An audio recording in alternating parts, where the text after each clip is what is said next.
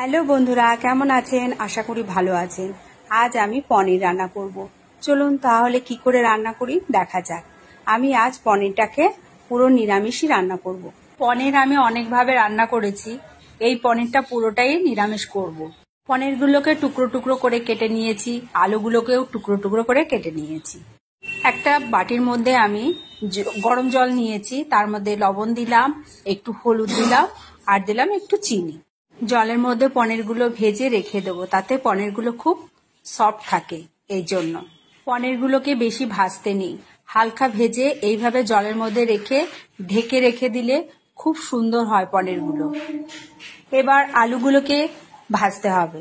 আলুগুলো যখন golden colour আসবে সেই অবস্থায় আলুগুলো রেখে দেব। এরপর আলুগুলোকে তুলে নিয়ে আমি ওখানে ফোড়ন দেব। এখানে ফোড়ন দিয়েছি তেজপাতা, গোটা গরম মশলা। এদিকে আমি একটা মশলা তৈরি করেছি। এখানে আদা নিয়েছি, কাঁচা লঙ্কা নিয়েছি টমেটো, আর দেবো কিছুটা পরিমাণ কাজু বাদাম। এগুলো একসঙ্গে পেস্ট করে রেখে দেব। এদিকে ফোড়নটা হয়ে গেছে, এবার ওই পেস্টটা ওই ফোড়নের মধ্যে দিয়ে এবার মশলাটাকে ফ্রাই করতে হবে। অল্প তেলে মশলাটাকে ফ্রাই করব।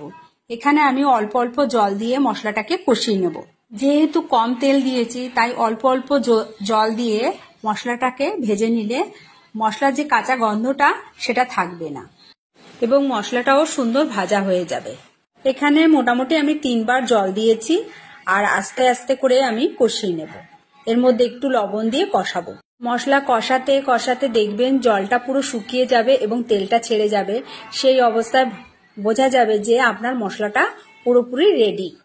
এই পনিরটা যে রান্না করছি এটা পোলাওর সঙ্গে খুব ভালো যাবে এবং যে কোনো রুটি আইটেমের সঙ্গে খুব ভালো লাগবে খেতে। মশলাটা কষাতে কষাতে এখানে আমি 1 চামচ পরিমাণ মতন জিরে অ্যাড করেছি, 1 চামচ পরিমাণ মতন ধনে অ্যাড করেছি। সময় খেয়াল রাখতে হবে মশলাটা যাতে না জ্বলে এবং মশলাটা যাতে সুন্দর কষানো হয়। এই কষানোর মধ্যেই রান্নাটা হচ্ছে হাতের কাজ। এখানে আমার মশলা রেডি। এই দেখুন তেল ছেড়ে দিয়েছে। এর মধ্যে আমি আলু দিয়ে দিলাম। আলু দিয়ে আবার একটু কিছু সময় নাড়াচাড়া করে এর মধ্যে আমি গরম জল অ্যাড করব। আমি মোটামুটি গরম জলটাই ব্যবহার করি যে কোনো রান্নাতে, তাহলে রান্নাটার স্বাদটা দ্বিগুণ বেড়ে যায়। এই দেখুন আমি জল গরম করে দিলাম। এখানে আমি শীতের সময় মটরশুঁটি ফ্রিজে আমি রেখে দিয়েছিলাম, আমার কাছে আছে তাই আমি দিয়েছি। আপনারা চাইলে এটা অ্যাড করতে পারেন, নাও করতে পারেন। আমার কাছে আছে তাই দিয়ে দিলাম।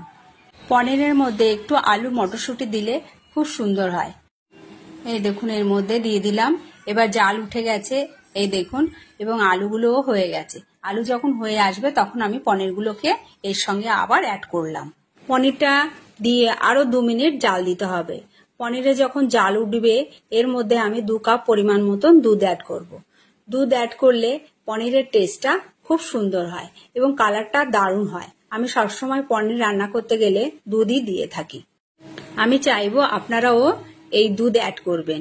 গুঁড়ো দুধ দিলেও চলে, আমার কাছে লিকুইড ছিল তাই লিকুইড দুধটা গরম করেই দেবেন, ঠান্ডা দেবেন না, তাহলে পনিরটা টেস্ট নষ্ট হয়ে যায়। সবসময় গরম করেই দেবেন। এই দেখুন সুন্দর জাল উঠে গেছে এবং ঘন হয়ে এসছে। এবার এখানে গরম মশলা দিয়ে নামিয়ে দিলেই হয়ে যাবে আমার পনির রেডি।